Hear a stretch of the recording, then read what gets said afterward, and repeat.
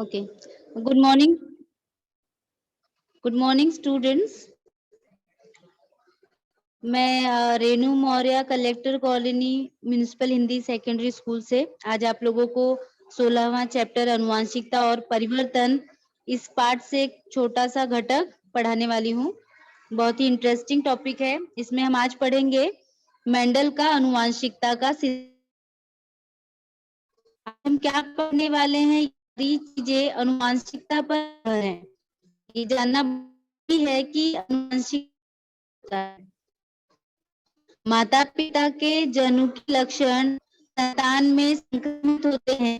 इस प्रक्रिया को हम अनुवांशिकता कहते हैं। हम सभी ने देखा है कि हम अपने माता पिता से मिलते जुलते दिखते हैं। अगर हमारी मम्मी के बाल स्ट्रेट हैं तो हमारे भी स्ट्रेट होते हैं। अगर पापा की नाक लंबी है तो बच्चों की भी किसी की नाक लंबी हो सकती है। तो ये सारे लक्षण पिता से संतान कैसे संक्रमित होते हैं, किस कारण संक्रमित होते हैं, कितने संक्रमित हैं, ये सारी बातें आज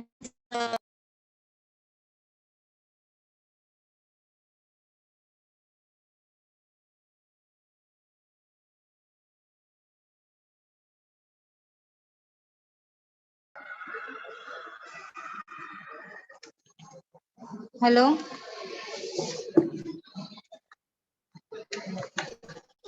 हेलो सर, आवाज आ रही है मैडम, आवाज आ रही है आपकी।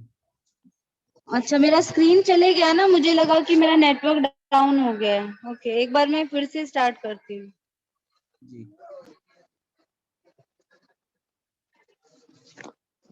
ओके, तो आज हम मेंडल का अनुवांशिकता का सिद्धांत इस टॉपिक को पढ़ेंगे, जिसमें हम सबसे पहले जानेंगे कि मेंडल कौन थे जिन्होंने इस पर स्टडी किया हुआ है अनुवांशिकता के बारे में। ग्रेगर जॉन्स मेंडल, ये एक ऑस्ट्रियन वैज्ञानिक थे। इन्होंने स्क्रीन पर आपको दिखाई दे रहा होगा मटर का पौधा दिखाई दे रहा है आप लोगों को। तो इन्होंने अपने सारे प्रयोग मटर पर किए हैं। मटर के पौधों से उन्होंने अनुवांशिकता के लक्षणों का अध्ययन किया और सिद्धांत बनाए, नियम बनाए, जिसका जो आज के समय में उन्हीं सिद्धांतों का हम उपयोग कर रहे हैं आधुनिक अनुवंश शास्त्र की स्टडी के लिए, के अध्ययन के लिए। मेंडल ने जो मटर के पौधों का उपयोग किया है अपने प्रयोग के लिए, क्यों किया है ये जानना बहुत इम्पोर्टेंट है, क्योंकि जो मटर है वो बहुत ही आसानी से उपलब्ध है। छोटे बगीचों में, कुंडी में, कहीं पर भी इसे उगाया जा सकता है। एक साल में इसमें फल आ जाते हैं और इसमें बहुत सारे लक्षण देखने को मिलते हैं हमें, अलग अलग लक्षण, जो कि प्रयोग के लिए बहुत ही इम्पोर्टेंट है। और एक इम्पोर्टेंट पॉइंट ये भी है कि एक ही पौधे में नर और मादा दोनों भी मिल जाते हैं। यहाँ पर स्क्रीन पे आप देख सकते हैं कि मटर के कुछ लक्षण दिखाए गए हैं, 7 लक्षण दिखाए गए हैं। वन बाय वन हम उसे समझ लेते हैं। इन लक्षणों को समझना जरूरी है, क्योंकि आगे का जब हम प्रयोग पढ़ेंगे तो ये लक्षण हमें पता होने चाहिए। पहला लक्षण है बीज का आकार। बीज का आकार गोल या है झुर्रीदार। बीज का रंग पीला और हरा। मटर आपने देखा होगा कि पीला मटर भी होता है और हरा मटर भी होता है। फूल का रंग जामुनी है या सफेद। सेम का आकार पूरी तरह भरी हुई सेम है या चपटी सेम है। सेम का रंग हरा है या पीला है। फूल की जगह कक्षीय। कक्षीय का अर्थ होता है कि पौधे में कहीं पर भी, तनों पर कहीं पर भी ये फूल आ सकते हैं। सिरे पर मतलब पौधे के सिरे पर, एकदम टिप पर ही ये फूल आएंगे। तने की ऊंचाई, पौधा लंबा है या बौना है। तो ये 7 लक्षणों को ध्यान में रखते हुए उन्होंने 2 प्रयोग किए हैं, जो इस 9th स्टैंडर्ड के सिलेबस में हम पढ़ने वाले हैं। मेंडल के 2 प्रयोग जो इन्हीं पौधों पर आधारित है। इसके 2 कॉलम बनाए गए हैं, प्रभावी और अप्रभावी घटक। और आप ध्यान से देखेंगे तो आपको पता चलेगा कि हर एक लक्षण के लिए इंग्लिश के लेटर्स का उपयोग किया गया है, कैपिटल और स्मॉल लेटर। कैपिटल लेटर दर्शाता है प्रभावी लक्षण, स्मॉल लेटर दर्शाता है अप्रभावी लक्षण। प्रभावी लक्षण क्या होता है? प्रभावी लक्षण वो लक्षण है जो जिसकी उपस्थिति में अप्रभावी लक्षण हमें दिखाई नहीं देता है। प्रभावी और अप्रभावी लक्षणों का एक टेबल है, लक्षण दिए हुए हैं और इन लक्षणों में प्रभावी कौन सा है और अप्रभावी कौन सा है। फॉर एग्जाम्पल, अगर मेंडल ने ऐसे पौधों का चुनाव किया है जिसमें बीज का आकार गोल है और झुर्रीदार है। अगर इन दोनों पौधों का संकरण किया जाए का अर्थ होता है अगर उनमें लैंगिक फलन करवाया जाए तो जो हमें प्राप्त होगा नया बीज, उस पौधे से जो नया बीज हमें प्राप्त होगा उसका बीज गोल मिलेगा हमें। हमने 2 पौधा उपयोग में लाया था प्रयोग के लिए, जिसमें गोल बीज वाला पौधा था, झुर्रीदार बीज वाला पौधा था। तो फिर हमें जो नए पौधे की बीज मिली है वो गोल ही क्यों है, झुर्रीदार क्यों नहीं हुई? तो वो गोल इसलिए है क्योंकि जो ये गोल लक्षण है, गोल लक्षण आने के लिए जो जनुक होते हैं वो डोमिनेंट है, प्रभावी हैं, जिनकी उपस्थिति में अप्रभावी लक्षण हमें दिखाई नहीं देते। इसी तरह फूलों का रंग बैंगनी और सफेद, इन 2 पौधों का संकरण किया जाए तो हमें पहले जनरेशन में पहला जो पौधा प्राप्त होगा वो बैंगनी कलर के फूल वाला पौधा होगा, सफेद फूल हमें प्राप्त नहीं होगा। फली का आकार पूर्णतः भरा हुआ और चपटा, इन दोनों का संकरण किया जाए तो हमें पहले जनरेशन में पूरी तरह भरा हुआ फली वाला पौधा ही प्राप्त होगा। इस टेबल को आपको ध्यान से देखना है क्योंकि जब मेरा क्लास खत्म होगा तब मैं आपको प्रभावी और अप्रभावी लक्षण पूछूंगी। फॉर एग्जाम्पल, अगर मैं आपको ऐसे क्वेश्चन पूछती हूँ कि हमने 2 पौधों का चुनाव किया है जिसमें फली का रंग हरा है और एक फली का रंग हरा है एक पौधे के और दूसरे पौधे के फली का रंग पीला है, तो आपको पता होना चाहिए कि इसमें प्रभावी लक्षण कौन सा होगा और अप्रभावी लक्षण कौन सा होगा। टेबल में हमें दिखाई दे रहा है कि हरा रंग प्रभावी है और पीला रंग अप्रभावी है। फूलों का स्थान अगर कुक्षी है तो वो प्रभावी लक्षण है, अगर फूलों का स्थान सिरे पर है तो वो अप्रभावी लक्षण है। पौधा लंबा है तो ये जो लंबा होने के लिए जो लक्षण है, जनुक है, वो प्रभावी है और बौने के लिए अप्रभावी। जितने भी प्रभावी लक्षण हैं, इनको दर्शाने के लिए हम अंग्रेजी के बड़े अक्षर का उपयोग करते हैं और अप्रभावी लक्षण दर्शाने के लिए छोटे अक्षरों का उपयोग करते हैं। मेंडल ने अपना जो प्रयोग किया है उस प्रयोग को समझने के लिए इन सब पदों के बारे में जानना बहुत जरूरी है। जब आप ये पद जानेंगे तब आपको वो प्रयोग बहुत ही आसानी से समझ आएगा। संकर, संकर का क्या अर्थ होता है? अभी मैंने इस शब्द का उपयोग पहले वाले स्लाइड के लिए किया था। इसका अर्थ ये होता है कि 2 भिन्न नस्लें, प्रकार, जातियों या वंशों के जीवों की लैंगिक जनन द्वारा जन्मी संतान को संकर कहते हैं। इस घटक में हम पौधों के बारे में पढ़ रहे हैं, तो यहाँ पर 2 अलग अलग पौधे जिनकी अलग अलग नस्लें होंगी, प्रकार होंगे, जातियां होंगी या फिर वंश होंगे, ऐसे पौधों को हम चुनेंगे। दोनों के बीच में लैंगिक प्रजनन होगा और उससे जो पौधा हमें प्राप्त होगा उसे हम संकर कहेंगे। इस पौधे में दोनों भी पौधों के लक्षण पाए जाएंगे, नर और मादा दोनों भी पौधों के लक्षण पाए जाएंगे। जनक पीढ़ी, जनक पीढ़ी क्या होती है? जिस पौधे का हम चुनाव करेंगे प्रयोग के लिए, पहला पौधा जो हम उपयोग में लाएंगे लंबा और बौना पौधा, इसे हम कहेंगे जनक पीढ़ी। कैपिटल P1, ये पहली जनक पीढ़ी के लिए दर्शाने के लिए हम P1 का उपयोग करते हैं।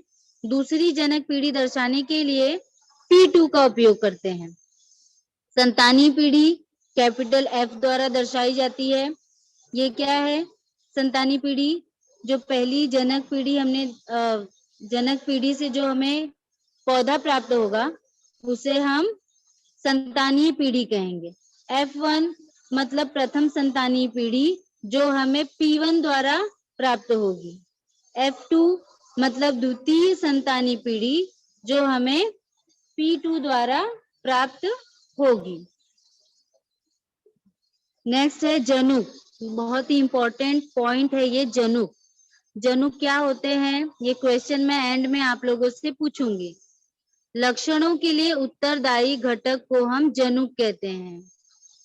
10th स्टैंडर्ड में भी जनुक के बारे में आप पढ़ेंगे, इसीलिए जनुक के बारे में जानना बहुत जरूरी है। जनुक का अर्थ होता है जो लक्षण हमें दिखाई देते हैं, जो लक्षण संतान में पाई जाती है, वो सब जनुकों के कारण होती है। माता पिता के आधे आधे जनुक संतान में संक्रमित हो जाते हैं, इसीलिए संतान में माता और पिता दोनों के भी लक्षण हमें दिखाई देते हैं। जनुक विधा, सजीवों की जनुकी रचना, जनुकों का सेट होता है और इसे ही हम कहते हैं जनुक विधा। प्रभावी घटक, जैसे कि हम जानते ही हैं, प्रभावी घटक वे लक्षण जो हमें संतानी पीढ़ी में, पहली संतानी पीढ़ी में दिखाई देते हैं, उसे हम प्रभावी घटक कहते हैं। अप्रभावी घटक वे घटक जो पहली संतानी पीढ़ी में दिखाई नहीं देते, उन्हें अप्रभावी घटक कहते हैं। प्रभावी घटक को अंग्रेजी के बड़े अक्षरों द्वारा दर्शाया जाता है, जैसे कि कैपिटल TT। जनुक हमेशा जोड़ी में होते हैं, इस बात को ध्यान रखना है आपको। जनुक हमेशा जोड़ी में होते हैं, इसीलिए हमने 2 कैपिटल T का उपयोग किया है प्रभावी घटक के लिए। अप्रभावी घटक अंग्रेजी के छोटे अक्षरों द्वारा दर्शाए जाते हैं, जैसे कि स्मॉल t। जनुक हमेशा जोड़ी में ही पाए जाते हैं। स्वरूप विधा, स्वरूप विधा का अर्थ होता है कि वे लक्षण जो हम अपनी आंखों से देख सकते हैं, जैसे कि सफेद रंग, जामुनी रंग, पीला मटर, हरा मटर, ये सारी चीजें हम अपनी आंखों से देख रहे हैं। तो जो चीजें हमें, विशेषताएं हमें आंखों से दिखाई दे रही हैं, उसको हम स्वरूप विधा कहते हैं। जनुक विधा जीन्स लेवल पे जो जनुक होते हैं वो कोशिका के केंद्रक में पाए जाते हैं, हम उसे अपनी आंखों से नहीं देख सकते, इन्हें हम जनुक विधा कहते हैं, जेनेटिक जीनोटाइप कहते हैं इसे। पनेट स्क्वायर, पनेट एक वैज्ञानिक थे, उन्होंने मेंडल के जो प्रयोग हैं उसको आसानी से समझने के लिए एक स्क्वायर बनाया उन्होंने, उसे ही हम पनेट स्क्वायर कहते हैं। इस पद्धति द्वारा एक संकर या द्विसंकर संतति प्रयोग को विन्यासित किया जाता है, मतलब प्रेजेंट किया जाता है, दिखाया जाता है, जो कि बहुत ही इजी से, आसानी से हम समझ सकते हैं। अब हमारा मेन टॉपिक स्टार्ट होता है। इसके पहले हमने क्या क्या जानकारी प्राप्त की, एक बार फिर से आप रिवाइज कर लीजिए। पहले हमने ग्रेगर जॉन मेंडल के बारे में पढ़ा, वो कौन थे, उन्होंने क्या अध्ययन किया, किस पर अध्ययन किया, और उन्होंने प्रयोग के लिए जिस पौधे का चुनाव किया वो क्यों किया, और उनके 7 जो अपोजिट लक्षण वाले टेबल है 7, वो भी हमने पढ़ा, और उन्होंने जो भी पद यूज किए हैं अपने प्रयोग के लिए, वो सारे पदों का डेफिनेशन भी हमने पढ़ लिया है। अब हम डिटेल में पढ़ेंगे कि मेंडल का आनुवंशिकता का सिद्धांत क्या है। इन्होंने 2 प्रयोग किया है, मेंडल का एक संकर संतति का प्रयोग और मेंडल का द्विसंकर संतति का प्रयोग। एक संकर और द्विसंकर, इसे समझना जरूरी है कि एक संकर संतति क्या होता है और द्विसंकर संतति क्या होता है। यदि विपरीत लक्षणों वाले मटर के पौधों की एक जोड़ी का परस्पर संकरण किया जाता है, उसे मेंडल की एक संकर संतति का प्रयोग कहा जाता है। इसका अर्थ होता है कि मेंडल ने सिर्फ 2 पौधे यूज किए हैं, 2 पौधों का चुनाव किया है, जिसमें सिर्फ एक ही अपोजिट लक्षण है, एक ही विपरीत लक्षण है, जैसे सफेद या जामुनी फूल, पीला या हरा मटर। तो यहाँ पर सिर्फ एक ही लक्षण को हम ध्यान दे रहे हैं, इसीलिए हम इसे एक संकर कहते हैं। एक मतलब एक लक्षण वाले दो, एक विपरीत लक्षण वाले दो पौधे।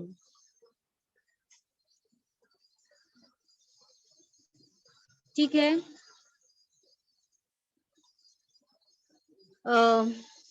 पौधों का कैसे चुनाव किया गया है, ये टेबल हम अभी स्टडी करेंगे। ये वीडियो देखने के बाद कि किस प्रकार पौधों का चुनाव किया जाता है और पौधे हमें किस प्रकार प्राप्त होते हैं। दो पौधों का चुनाव किया गया है, लंबा और बौना। उससे जो हमें पौधा प्राप्त होता है उसमें कैपिटल टी और स्मॉल टी। स्वरूप विधा मतलब वो जो हमें दिखाई देता है लक्षण, वो लंबा है। जनुकीय विधा कैपिटल टी और स्मॉल टी हमें प्राप्त होता है। अगर उनको हम स्वयं परागण के लिए छोड़ दें, इसको स्वयं परागण कहते हैं, उससे जो हमें बीज प्राप्त होगा वो सारे बीज लंबे होंगे। बौना पौधा हमें मिला ही नहीं, तो ये बौना जो लक्षण था वो गया कहाँ? इसका अर्थ ये होता है कि जो बौना लक्षण है वो अप्रभावी है, जो F1 जनरेशन में हमें दिखाई नहीं दिया। इस वीडियो को मैं एक बार फिर से एक्सप्लेन कर रही हूँ। यहाँ पर देखिए आप, जनक पीढ़ी। जनक पीढ़ी का अर्थ होता है दो पौधों का जो चुनाव किया जाता है। सबसे पहले जो दो पौधे लिए जाते हैं उन्हें हम जनक कहते हैं। वो पहली जनक पीढ़ी होती है जिसमें दो पौधे उपयोग में लाए गए हैं, एक लंबा है और एक बौना है। स्वरूप विधा, जो लक्षण हमें अपनी आंखों से दिखाई दे रहा है, लंबा और बौना। जनुक विधा, जो उसके अंदर जनुक उपस्थित है लंबे होने के लिए और जनुक उपस्थित है बौने होने के लिए। लंबे होने के लिए हमने दो कैपिटल टी का उपयोग किया है, बौने के लिए दो स्मॉल टी का उपयोग किया है। युग्मक, माता का 50% और पिता का 50%। जो हमें जनुक मिलेगा उसे हम युग्मक कहेंगे। उन दोनों से जो हमें प्राप्त संतान प्राप्त होगी उसे हम प्रथम संतानी पीढ़ी कहते हैं, F1। हमें जनुकीय विधा क्या मिला है? कैपिटल टी और स्मॉल टी। इस बात को ध्यान में रखना कि कैपिटल जहां कहीं भी उपस्थित होगा वो प्रभावी होगा। कैपिटल टी और स्मॉल टी मिला है, मतलब ये जो पौधा है ये लंबा है, स्वरूप विधा उसकी लंबी है, पर ये हाइब्रिड है, संकर है ये। इसमें दोनों के भी कैरेक्टर पाए जाते हैं। अब जनक पीढ़ी 2, ये जो हमें संतान प्राप्त हुई है, प्रथम संतान प्राप्त हुई है, इसका उपयोग अब हम करेंगे जनक पीढ़ी के लिए। इसे हम जनक पीढ़ी 2 कहेंगे। इनको स्वयं परागण के लिए छोड़ दिया जाएगा। स्वयं परागण का अर्थ होता है कि इनके फूलों का लैंगिक प्रजनन होगा और उससे जो बीज तैयार होगा और उस बीज को जब हम उगाएंगे तब हमें क्या प्राप्त होता है देखते हैं। ठीक है, युग्मक हमें क्या मिला है? कैपिटल टी और स्मॉल टी। पुयुग्मक मतलब पुरुष युग्मक, पुरुष से जो हमें युग्मक प्राप्त हुआ है, कैपिटल टी और स्मॉल टी। स्त्री युग्मक मतलब स्त्री का जो युग्मक हमें प्राप्त हुआ है, कैपिटल टी और स्मॉल टी। इसका हम क्रॉस मल्टीप्लिकेशन करेंगे। पहले बॉक्स में कैपिटल टी है स्त्री युग्मक में और पुयुग्मक में भी कैपिटल टी है। इन दोनों का क्रॉस मल्टीप्लिकेशन करेंगे तो हमें डबल कैपिटल टी मिलेगा। दूसरे में वैसे ही प्रक्रिया करेंगे, कैपिटल टी और स्मॉल टी मिलेगा। स्त्री युग्मक का दूसरा बॉक्स है और पुयुग्मक का जो दूसरा बॉक्स है, इसका क्रॉस मल्टीप्लिकेशन करेंगे तो अगेन हमें कैपिटल टी और 2 स्मॉल टी हमें प्राप्त होगा। अब ध्यान दो, कैपिटल टी जहां कहीं भी होगा वो प्रभावी होगा। 2 कैपिटल टी है मतलब ये शुद्ध प्लांट है, शुद्ध पौधा है जिसके जनुक समान है। कैपिटल टी और स्मॉल टी ये हाइब्रिड है, संकर है, मतलब इसमें प्रभावी लक्षण और अप्रभावी लक्षण दोनों भी उपस्थित हैं। कैपिटल टी में दो लक्षण नहीं है, सिर्फ एक ही लक्षण है, लंबा वाला और बौना। ठीक है, इसको हम थोड़ा सा देखते हैं। जनुक जो हमें प्राप्त हुआ है इस एक्सपेरिमेंट में, जनुक विधा, स्वरूप विधा, लक्षण और प्रकार। दो कैपिटल टी, इसकी स्वरूप विधा क्या होगी? प्रभावी, मतलब ये ऊंचा प्लांट होगा, लंबा प्लांट होगा। लक्षण है शुद्ध प्रभावी। शुद्ध प्रभावी क्यों यहाँ पर उपयोग में लाया गया है? क्योंकि इसमें दूसरा लक्षण नहीं है, दोनों भी समान है, दोनों भी जो जनुक हैं वो समान है, इसीलिए हम इसे कहेंगे समयुग्मनजी। दो स्मॉल टी, इसकी स्वरूप विधा जो होगी वो बौना है, बौनापन है, ये भी शुद्ध अप्रभावी है, इसमें सिर्फ एक ही लक्षण है बौनेपन का, ये भी समयुग्मनजी है। कैपिटल टी और स्मॉल टी, कैपिटल टी उपस्थित है, इसीलिए लक्षण जो हमें दिखाई देगा, स्वरूप विधा जो हमें दिखाई देगी वो ऊंची होगी, पर ये मिश्र प्रकार की है। लक्षण इसका कैसा है? मिश्र प्रकार का है, इसे हम विषम युग्मनजी कहेंगे। मतलब अगर इस पौधों का हम संकरण करते जाएं तो एक समय ऐसा आएगा कि हमें बौने पौधे मिलेंगे, हमेशा लंबे पौधे नहीं मिलेंगे। निरीक्षण करने पे हमने क्या देखा? इसका जो रेशियो है, लंबे पौधे, मिश्र लंबे पौधे और बौने पौधे, जनुकी विधा उसकी होगी 1:2:1, मतलब लंबा पौधा हमें शुद्ध लंबा पौधा 1 मिलेगा, मिश्र लंबा पौधा 2 मिलेगा और बौना पौधा 1 मिलेगा। स्वरूप विधा जो हमें लक्षण दिखाई देंगे उसमें 3 लंबे पौधे मिलेंगे और 1 बौना पौधा मिलेगा, इसे हम स्वरूप विधा कहेंगे। तो स्वरूप विधा का जो रेशियो है वो है 3:1, जनुकी विधा है 1:2:1। नेक्स्ट एक्सपेरिमेंट है मेंडल का द्विसंकर संतति का प्रयोग। ये थोड़ा बड़ा एक्सपेरिमेंट है जिसमें उन्होंने दो अलग लक्षणों का उपयोग किया है अपने प्रयोग के लिए। उन्होंने 2 ऐसे पौधे उपयोग में लाए हैं जिसमें 2 अलग अलग विपरीत लक्षण हैं। डेफिनेशन देख लेते हैं। इस प्रयोग में उन्होंने 2 विपरीत लक्षणों की 2 पौधों की जोड़ियों का उपयोग किया है, जिसमें गोल पीले बीज वाले पौधे का झुर्रीदार हरे बीज वाले पौधे से संकरण किया गया है। पहला पौधा जो है उसमें बीज गोल और पीले रंग के हैं। दूसरा पौधा जो है बीज हरा है पर वो झुर्रीदार है। इन दोनों पौधों का संकरण किया गया और इसे ही हम कहते हैं मेंडल का द्विसंकर प्रयोग। ठीक है, इस वीडियो को ध्यान से देखना, इसमें हमें पता चलेगा कि कैसे कैसे जनक पीढ़ी, पहली जनक पीढ़ी से जो पहली संतानी पीढ़ी प्राप्त होगी, उस संतानी पीढ़ी का जब हम उसे जनक पीढ़ी 2 में परिवर्तित करके जब हम आगे का एक्सपेरिमेंट करेंगे तब हम देखेंगे कि हमें कितने अलग अलग प्रकार के लक्षण दिखाई देते हैं।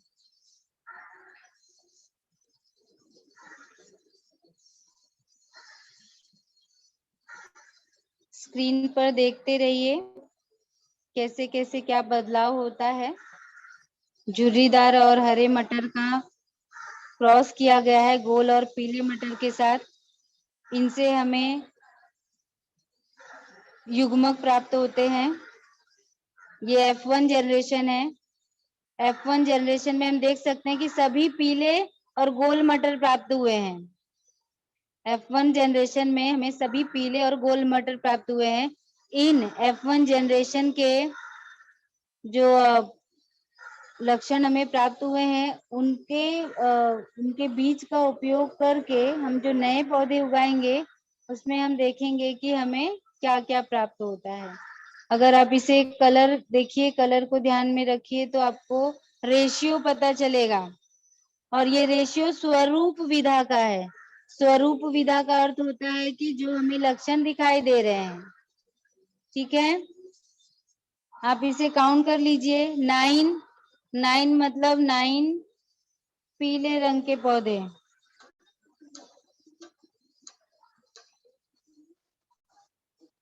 ओके।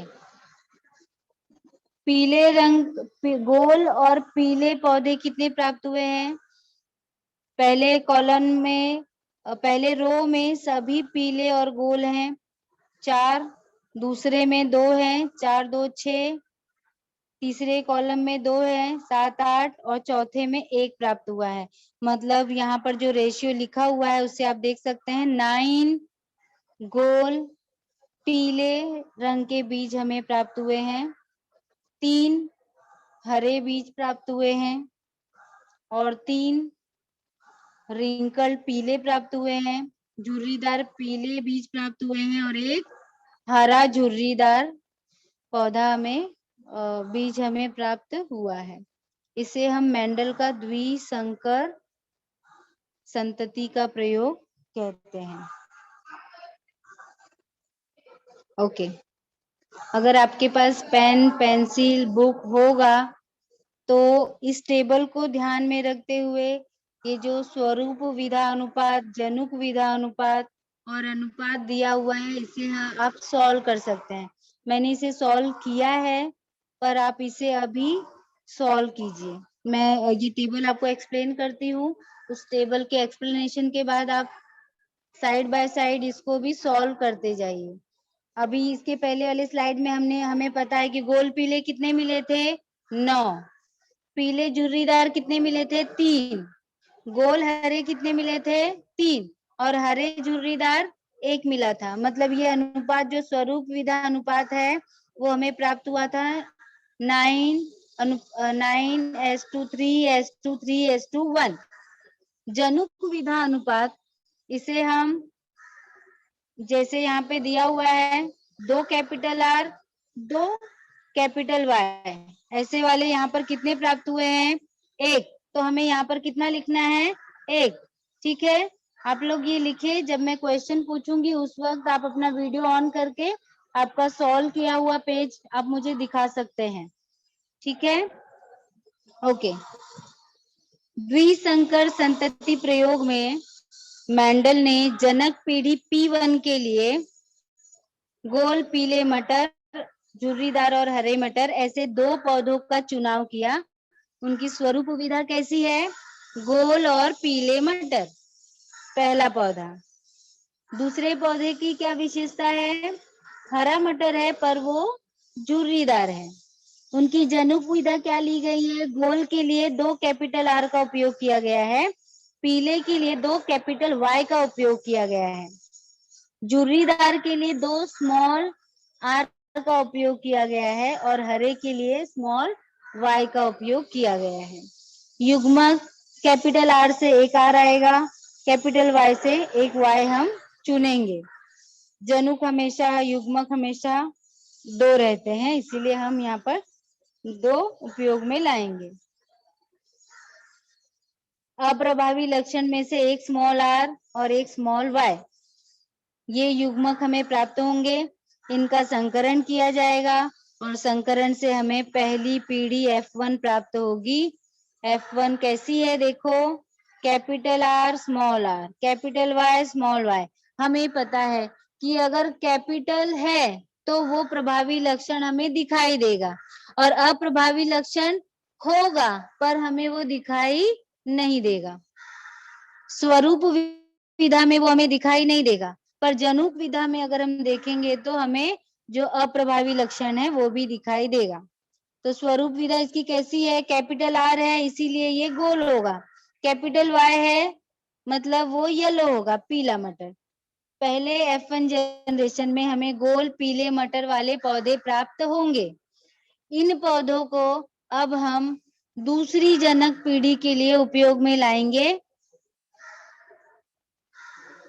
ठीक है, स्वरूप विधा क्या होगी? गोल पीले मटर, गोल पीले मटर, क्योंकि हमें वही मटर मिले हैं। F1 जनरेशन में हमें गोल पीले मटर ही मिले हैं, तो हम दो बार इसे दो अलग अलग पौधे उपयोग में लाएंगे और दोनों की स्वरूप विधा समान है, पर जनुक विधा अलग अलग है।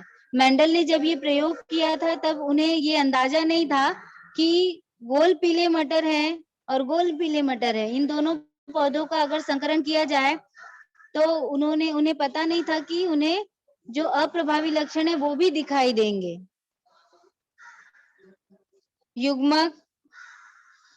युग्मक हमें पहले से 4 युग्मक अलग अलग प्रकार के युग्मक प्राप्त होंगे और दूसरे पौधे से भी 4 अलग अलग युग्मक प्राप्त होंगे। इन दोनों का पुयुग्मक और स्त्री युग्मक, इनका क्रॉस मल्टीप्लिकेशन किया जाएगा और हमें ये टेबल प्राप्त होगा। 16 प्लांट्स हमें प्राप्त होंगे। ठीक है, और सभी जो पौधे हैं उनकी स्वरूप विधा और जनुकी विधा में काफी अंतर प्राप्त होगा, जिसे हमने आगे के स्लाइड में देखा था। सभी स्टूडेंट ने स्वरूप विधा का अनुपात निकाल लिया है। अब जनुक विधा का अनुपात कैसे निकालना है मैंने तुम्हें बताया है।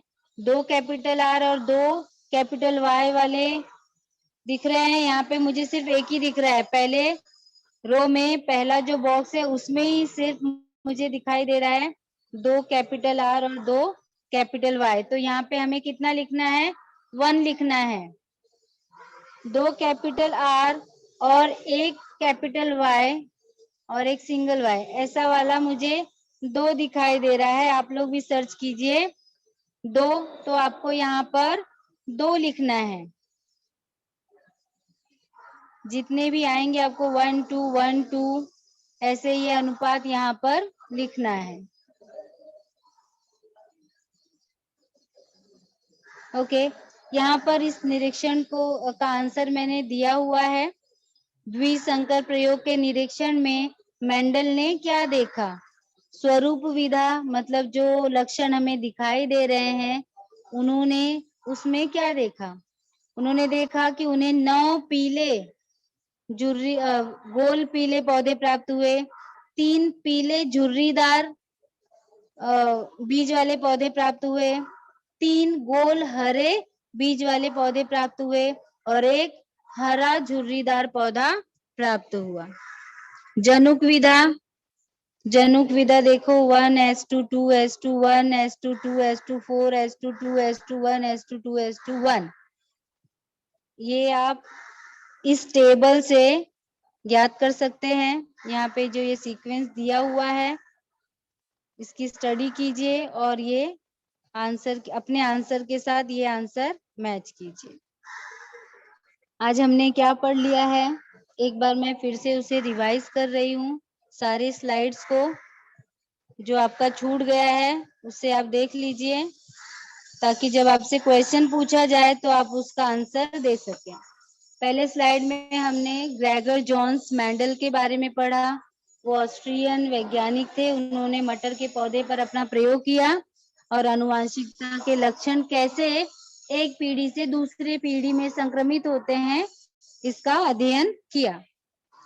सेकंड स्लाइड में हमने देखा है कि 7 अलग अलग लक्षण पर आधारित प्रयोग मेंडल ने किए हैं और उन्होंने पौधों का चुनाव इसलिए किया है क्योंकि ये बहुत ही आसानी से उगाए जा सकते हैं। बगीचे में, कुंडी में एक साल में इसमें फल आ जाते हैं, फूल आते हैं और ढेर सारे विपरीत लक्षण भी दिखाई देते हैं। नर और मादा फूल एक ही पौधे में प्राप्त हो जाते हैं। प्रभावी और अप्रभावी लक्षण, वे लक्षण जो हमें दिखाई देते हैं और जो लक्षण हमें दिखाई नहीं देते प्रथम संतानीय पीढ़ी में, उन्हें हम प्रभावी और अप्रभावी लक्षण कहते हैं। मेंडल के महत्वपूर्ण पद कौन कौन से हैं? संकर, दो अलग अलग पौधों का परागीकरण करके, लैंगिक प्रजनन करके जो हमें पौधा प्राप्त होता है उसे हम संकरित पौधा कहते हैं। उसमें दोनों भी पौधों के लक्षण पाए जाते हैं। जनक पीढ़ी P1 और P2, संतानी पीढ़ी F1 एंड F2, जनुक जनुक विधा, प्रभावी घटक, अप्रभावी घटक, स्वरूप विधा, जनुक विधा और पनेट स्क्वायर। मेंडल का आनुवंशिकता का सिद्धांत, इसके लिए हमने दो प्रयोग पढ़े हैं। मेंडल का एक संकर संतति का प्रयोग और मेंडल का द्विसंकर संतति का प्रयोग। मेंडल का एक संकर संतति का प्रयोग ये सिर्फ एक ही विपरीत लक्षणों पर आधारित था। गोल लंबा और बौना पौधा या फिर सफेद या जामुनी फूल, ऐसे कोई भी एक उदाहरण लेकर उन्होंने एक संकर संतति का प्रयोग किया था। ये टेबल है कैसे उनको प्रथम जनक पीढ़ी से प्रथम संतानी पीढ़ी प्राप्त हुई, कौन से लक्षण प्राप्त हुए, और उसका जब हम स्वयं परागण करवाते हैं और उसके बाद जब संतानी पीढ़ी दो प्राप्त होती है तो कौन कौन से लक्षण हमें दिखाई देते हैं। अनुपात क्या है? प्रथम संतानी पीढ़ी का अनुपात क्या है? स्वरूप विधा का अनुपात है 3:1। जनुक विधा का अनुपात है 1:2:1। पहला जो होता है वो शुद्ध होता है, दूसरा हाइब्रिड है, संकरित है, जिसमें दोनों के लक्षण पाए जाते हैं, और लास्ट वन वो शुद्ध बौना है।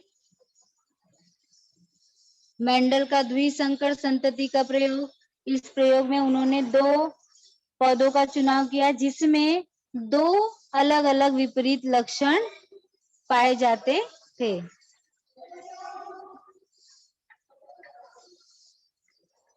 इस प्रयोग के निरीक्षण में उन्होंने क्या देखा? स्वरूप विधा में 9:3:3:1 इस अनुपात में उन्हें अलग अलग लक्षणों वाले पौधे प्राप्त हुए। ओके, यहाँ पर हम इस घटक को कंप्लीट कर लिए हैं। स्वाध्याय के लिए मैंने आपको प्रश्न दिए हैं, इस प्रश्न को आपको हल करना है, ठीक है। अगर आपके कोई प्रश्न होंगे तो आप उसे पूछिए, और जिन्होंने ये रेशियो वाला कॉलम कंप्लीट किया है वो अपना वीडियो ऑन करके मुझे अपना काम दिखा सकते हैं।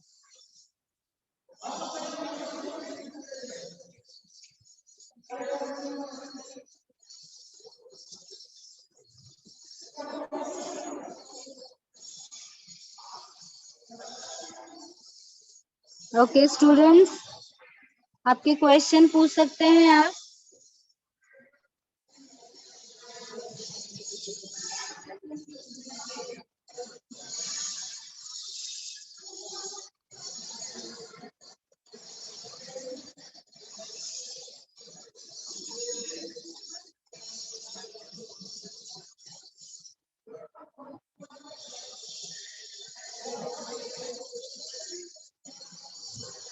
सर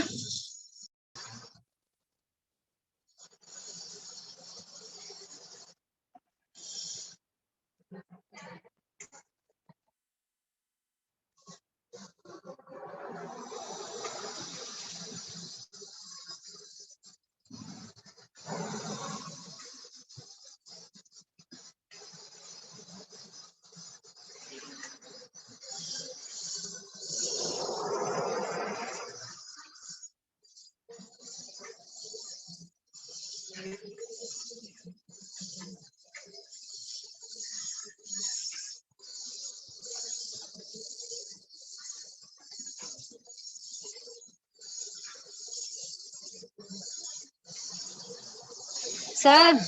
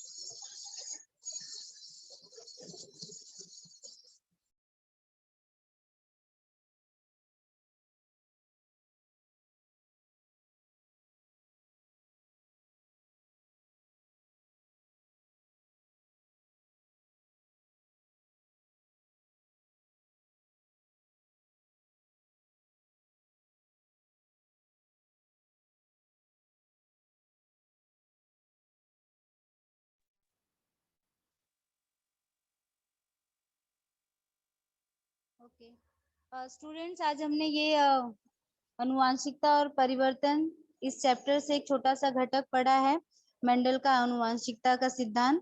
यहाँ पे हम स्टॉप करते हैं। Thank you.